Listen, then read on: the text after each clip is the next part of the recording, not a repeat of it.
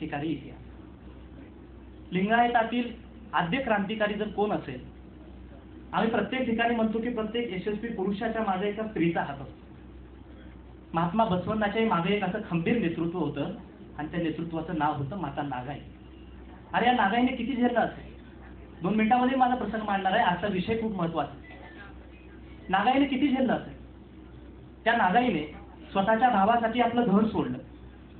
नुसतं घरच सोडलं नाही, पुढे चालून बसवण्णाची अर्धी जबाबदारी ही नागाई पार पाडायची. त्याच्याही नंतर हीच नागाई पुढे चालून जेव्हा तिचं वय झालं त्यावेळेस स्वतःच्या हयातीमध्ये या नागाईचा पती वारला. पहा ही लिंक कशी. स्वतःच्या हयातीमध्ये नागाईचा पती वारला तरीही ती नागाई खचली नाही. त्याच्या पुढे जाऊन त्या नागाईच्या प्राणापेक्षा प्रिय असणारे आईवडील वारले तरीही ती नागाई खचली नाही. त्याच्याही पुढे जाऊन त्या नागाईचा प्राणापेक्षा प्रिय असणारी आपल्या भावाची पत्नीही वारली. याच्याही पुढे जाऊन ज्याच्यासाठी आपलं घर सोडलं तो महात्मा बसवण्णाही लिंगैक्य झाला. हा याच्याही पुढे जाऊन जेव्हा ती उळवीकडे गेली होती त्यावेळेस स्वतःचा प्राणापेक्षा प्रिय असणारा मुलगाही लिंगैक्य झाला. किती गाव झेलले असते. अरे अशी नागाई होती. आणि अशा परिस्थितीमध्ये सुद्धा खंबीरपणे वचन साहित्य बसव कल्याणपासून जवळजवळ उळवीपर्यंत आणि शत्रूशी 2 हात करून तलवार घेऊन लढणारी ती नागाई होती. आणि अशा नागाईचा इतिहास तुमच्या आमच्या पाठीशी. ती नागाई आम्हाला समजली. अरे याच्याही पुढे जाऊन आमच्या बसवण्णाची पत्नी असणारी नीलांबिका, गंगांबिका ही महामनेमधलं सर्व काही दासवाचं काम पाहते. आज आमच्या घरामध्ये 2 बाहेरची माणसं आली, आपल्या घरी बाहेरची 2 माणसं आली तर आमच्या आई म्हणते अरे कशाला तुम्ही आणले हे बाहेर. परंतु ती बसवण्णाची पत्नी असणारी नीलांबिका, गंगांबिका हे घरचं सगळं काम पाहत होती. कल्याण ते उळवी प्रवास त्यामध्ये अनेक तिने लढाया केल्या. त्यानंतर आमची शरणी लक्कव्वा अतिशय चांगला प्रसंग आहे. शरणी लक्कव्वा तिची पती ही लक्कव्वा महात्मा बसवण्णाच्या महामनेमध्ये झाडून काढण्याचं काम करत होती. आता आणि तो प्रसंग सांगितलेला आहे. आणि झाडून काढण्याचं काम करत असताना एके दिवशी ती आजारी होती आणि आजारी असल्यानंतर त्या लक्कव्वाने आपल्या पतीला ते झाडून काढण्यासाठी सांगितले. मग पती महामनेमध्ये गेले, त्यांनी झाडून काढलं आणि त्यांची एक अट होती की लक्कव्वा काय करायची, जेवढे तांदूळ आजच्या दिवसापुरते लागायचे तेवढे तांदूळ घेऊन आपल्या घरी यायची आणि तेवढ्याची खिचडी करायची आणि आपल्या घरच्यांना आपली उपजीविका भागवायची. मग यानंतर मात्र ज्या दिवशी ती लक्कव्वा आजारी होती तिने आपल्या पतीला महामनेमध्ये पाठवलं आणि महामनेमध्ये पाठवून पतीला म्हटलं की तुम्ही आजच्या दिवस तिथली सेवा करा आणि आजच्या पुरते जेवढे तांदूळ लागतील तेवढे घरी घेऊन या आणि घरी घेऊन आल्यानंतर आपण खिचडी करून आपली उपजीविका भागवू. मग लक्कव्वाचे पती त्या ठिकाणी गेले, त्यांनी सेवा केली आणि सहज विचार करत करत ते तांदूळ किती उचलले हे त्यांच्या लक्षात आलं नाही आणि त्यांनी असं तांदूळाचं गठोडं बांधलं आणि घरी आले. घरी आल्यानंतर लक्कव्वाने ते पाहिलं आणि लक्कव्वाने म्हटलं अरे म्हणले पती ते तुम्ही हे काय केलं. तुम्ही आजच्या दिवसापुरते तांदूळ मी रोज आणत होते परंतु तुम्ही मात्र 2-4 दिवसाचे तांदूळ आणले. असं म्हणल्यानंतर त्यावेळेस ती लक्कव्वाचं उत्तर जे होतं ते अतिशय महत्वाचं होतं की पतिदेव तुम्ही आज भ्रष्टाचार केलाय. आजच्या दिवसापुरतं तुम्ही घेतलंय आणि जास्तीचं तुम्ही आणलंय. जोपर्यंत तुम्ही हे उरलेले तांदूळ बसवण्णाच्या महामनेमध्ये जाऊन परत देणार नाहीत तोपर्यंत बसवण्णा तुम्हाला कधीही माफ करणार नाही. ही आमची संस्कृती. आज आमच्या महिला पतीने 1000-2000 जास्त आणले, बरं झालं उद्या नऊवारी साडी घेता येते, अशा प्रकारचं आमच्या. अरे आमच्या पाठीमागं जी भूमिका होती, आमच्या पाठीमागल्या ज्या स्त्रिया होत्या त्या अशा प्रकारच्या होत्या.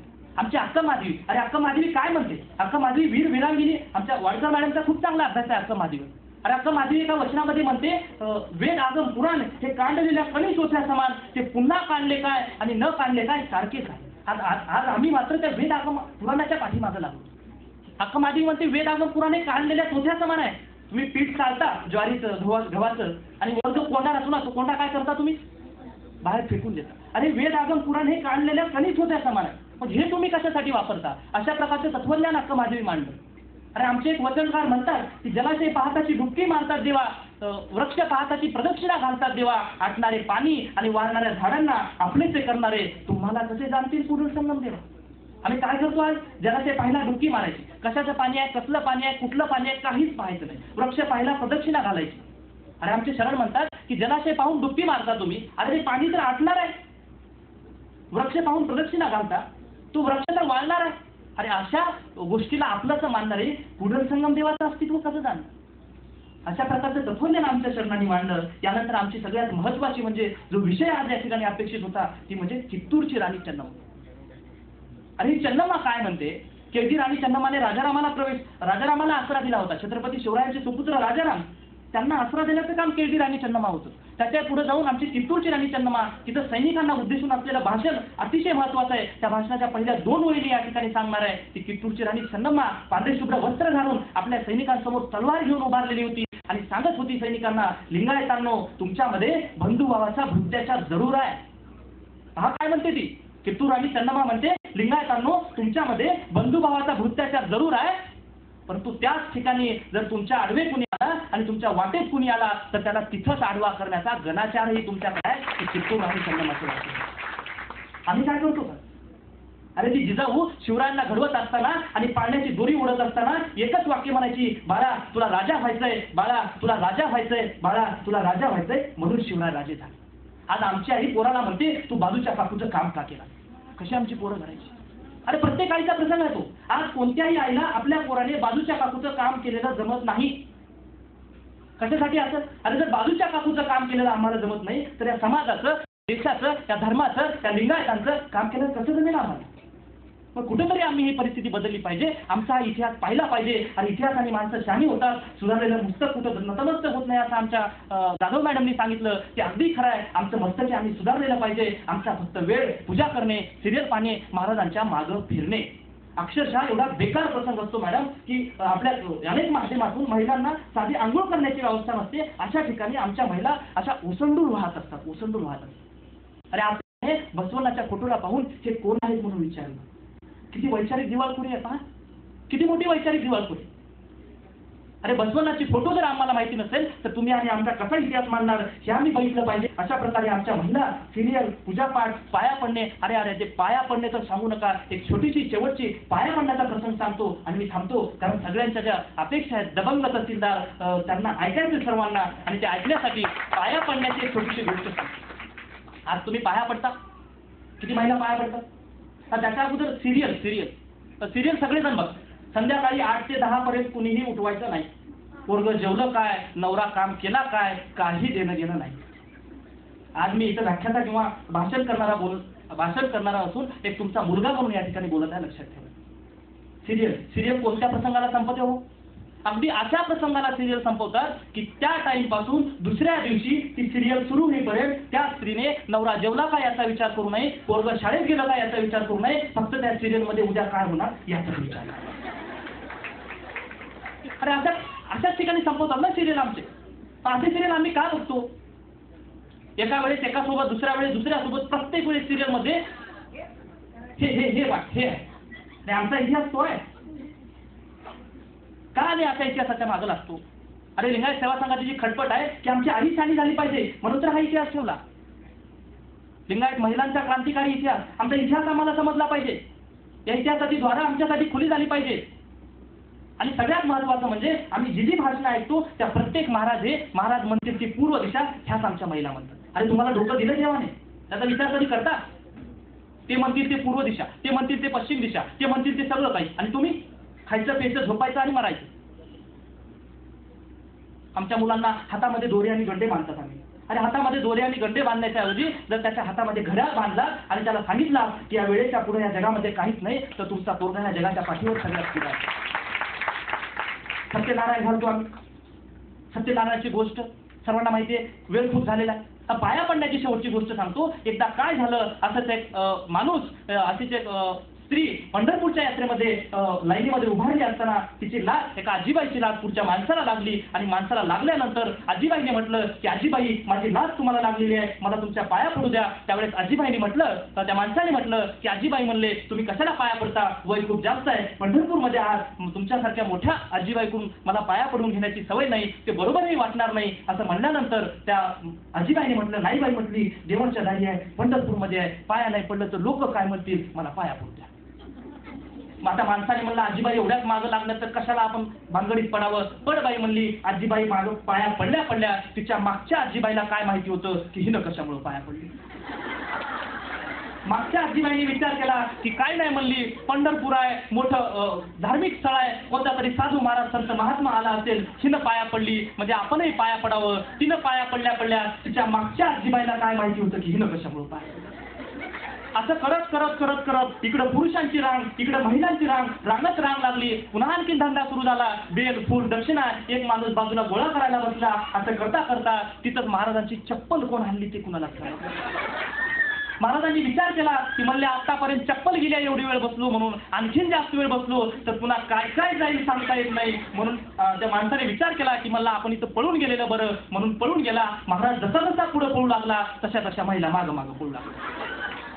महाराज पुढं, महिला मागं, महाराज पुढं, महिला मागं, असं पळत जात जात जात जात महाराजांनी विचार केला म्हणजे महिलांची स्पीड माझ्यापेक्षा जास्त आहे. मी जर थोडा वेळ म्हणजे थोडं स्लो चाललो तर या महिला मला गाठतील आणि पुन्हा मागचीच परिस्थिती होईल. म्हणून महाराजांनी एक ऑटो थांबला होता, त्या ऑटोमध्ये बसले आणि महाराज निघून गेले. ऑटोमध्ये बसून महाराज निघून गेल्या गेल्या महिला सगळ्या तिथं आल्या. आता महाराज इथं होते, आता महाराज इथं होते, कुठं गेले कुठं गेले. त्यातली एक शहाणी डॉक्टर बाई होती. तिनं म्हणली, आपल्या मॅडम नाहीत बरं का, दुसरी डॉक्टर बाई होती. तिनं म्हणली की काय नाही म्हणली, काय नाही म्हणली, महाराज अंतर्धान पावले. दुसरी एक इंजिनियर बाई होती. तिनं म्हणली, अरे म्हणली महाराज अंतर्धान पावले. काय म्हणली, पुण्याकडून सकाळी सकाळी तोंड बघितले होते की महाराजांना मला दर्शन दिलं नाही. महाराजाचं दर्शन नका होईना, महाराजाच्या पायाखालची माती तरी डोक्याला. अशी माती घेतली, डोक्याला लावली. भंडाऱ्याचा कार्यक्रम चालू झाला. दुसरी त्याच्यापेक्षा हुशार बाई होती. तिनं म्हणली, अगं म्हणली काय नाही, नुसतं माझं कल्याण होईल, नुसतं डोक्याला माती लावून काय होणार, थोडी चुटकी तोंडात टाकू. आता त्या मातीत कोण कोण काय काय केलं आणि काय काय नाही हे सांगण्याची तुम्हाला गरज नाही. तिनं तोंडात चुटकी टाकल्या टाकल्या तिच्यापेक्षा एक हुशार बाई होती. तिनं म्हणली, अगं म्हणली नुसतं तोंडात चुटकी टाकून माझं कल्याण होईल, घरी माझी 2 लेकरं आणि एक नवरा आहे, त्यांचं कल्याण कोण करणार म्हणली. आणि पुडीमध्ये माती बांधून घेतली. अशा प्रकारे ग्राम स्वच्छता अभियान चालू झालं. मग आमच्या पांढरेताईंसारख्या एक शून्य विद्रोही व्यक्तिमत्व त्या ठिकाणी हे सगळं पाहत होतं. त्यांनी हळूच ते माणसाकडे गेले आणि माणसाला म्हणले की बापू म्हणले, त्या आजीबाईनं कशामुळे पाया पडली होती रे तुझी. माणसानं म्हणला, काय नाही हो, मला लात लागली होती म्हणून आजीबाई पाया पडली. अरे म्हणल्या पांढरेताईने डोक्याला लागली. अशा प्रकारे आमच्याकडं आमच्या घरी कित्येक बुवा बापू येतील आणि आमच्या मुंड्या कापून नेतील हे आम्हाला कधीच लक्षात येत नाही. आम्ही फक्त रांगा लागल्या तिथंच चालायचं, रांगा लागल्या तिथंच पाया पडायचं, तिथंच डोकं टेकवायचं. अरे लिंगायतांची डोकी आणि आमच्या महिलांची डोकी टेकून टेकून सपाट झाली तरी आमच्या महिलांच्या डोक्यात कधी शिरत नाही. आणि आम्ही ज्या ठिकाणी आमचं डोकं टेकवतो त्या ठिकाणची किमान त्या योग्यता आहे किंवा त्या प्रतीची आमचं डोकं ठेवण्याची लायकी आहे हे आम्ही पाहिलं पाहिजे. आणि जर त्या जागेची ती लायकी असेल तरच मग आम्ही पुढे पाऊल टाकलं पाहिजे आणि तिथं आमचं डोकं नतमस्तक केलं पाहिजे. अशा पद्धतीतून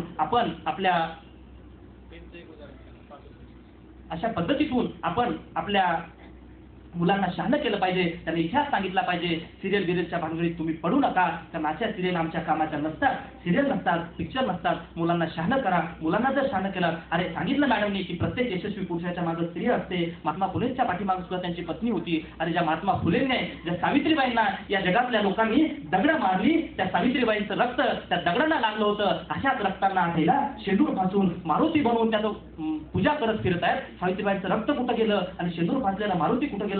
दुसरा एक महत्वाचा प्रसंग, तुम्ही मारुतीच्या मंदिरात महिलांना प्रवेश असतो. आणि ज्या देवाला आम्हाला शिवण्याचा अधिकार नाही तो देव तुमचा आणि आमचं कल्याण कसं करणार हाही विचार आम्ही कधी केला नाही. आणि जिथं शिवण्याचा साधा अधिकार आम्हाला या व्यवस्थेने दिला नाही ती वैदिक व्यवस्था तोडून काढण्याचं काम महात्मा बसवनांनी 12व्या शतकामधलं केलं. आणि या जगामध्ये महात्मा बसवनांनी महिलांना नुसतं, अरे जवळजवळ सगळ्या महिला साक्षर होत्या. अनुभव मंडपातल्या 33 महिला, ज्या 33 महिला वचनं लिहिणाऱ्या त्या सगळ्या महिला साक्षर होत्या. या मध्ययुगीन कालखंडामध्ये महिलांना नुसतं घराच्या बाहेरच काढलं नाही, त्यांना एकत्र केलं. एकत्र करून त्यांच्या हातामध्ये लेखणी दिली आणि त्यांच्या हातामध्ये लेखणी देऊन त्यांच्याद्वारे वचनांची निर्मिती करणारा महात्मा बसवण्णा हा या जगातील पहिला साक्षरतेचे धडे देणारा राजा होता. आणि तो राजा तुमचा आणि आमचा होता. हा आमचा इतिहास आहे, हा आमचा क्रांतिकारी इतिहास आहे, ही आमची पद्धत आहे. आणि हे सगळं आमची व्यवस्था आहे. ही व्यवस्था आम्ही जाणून घेतली पाहिजे आणि त्याच्या पद्धतीने आम्ही आचरण केलं पाहिजे. अनुष्ठानानं कुणाचं भलं होत नसतं. आणि स्वतः उपाशी राहून जर लोकांचं भलं राहिलं असतं तर या जगामध्ये आज 70 कोटी भारतातील माणसं एक वेळचं अन्न उपाशी पोटी जगतात. मग सगळ्या भारताचं कल्याण का झालं नाही हाही विचार आम्ही केला पाहिजे. उपवास धरून कल्याण होत नसतो. आणि असे अनेक उपवास आमच्या महिलांनी आमचे लिंगायत सेवा संघाची भाषणं ऐकून व्याख्यान ऐकून सोडलेले आहेत. कोल्हापूरमधला एक प्रसंग मॅडम, कोल्हापूरमध्ये मी व्याख्यान दिल्यानंतर 60 वर्षाची आजीबाई माझ्या जवळ आली आणि मला म्हटली 15 वर्षाचा असतानापासून बाळा एकादशी धरत होती, आज तुझ्यासोबत बसून मी जेवण करणार. 60 वर्षाची आजीबाई जर बदलू शकते तर तुम्ही आम्ही तर आणखी तरुण आहोत, आमच्या तरुण महिला का बदलू शकत नाहीत? हा प्रश्न लिंगायत सेवा संघाच्या माध्यमातून आम्ही तुमच्यासमोर ठेवतो आणि आमचा इतिहास आम्ही जाणून घ्यावा, आमच्या मुलांना छान करावं, आपल्या नवऱ्याला छान करावं, अशा प्रकारचा क्रांतिकारी इतिहास जाणून आपण आपलं स्वतःचं कल्याण करून घ्या. बसवतत्व हे जगाला सांगण्यासाठी किंवा लोकांना शिकवण्यासाठी नाही, बसवतत्व हे स्वतःची जीवनमान जीवन पद्धती उंचावण्यासाठी आहे. एवढाच विचार मी या ठिकाणी व्यक्त करतो आणि तुम्ही शांतपणे ऐकून घेतला. आता सगळ्यात महत्त्वाचं मॅडमचं आपल्याला ऐकायचंय, कोणी गोंधळ करायचा नाही, हे तुमच्या मुलाचं तुम्हाला विनंती आहे. एवढी विनंती या ठिकाणी करतो आणि थांबतो. जय नागाई, जय बसवण्णा.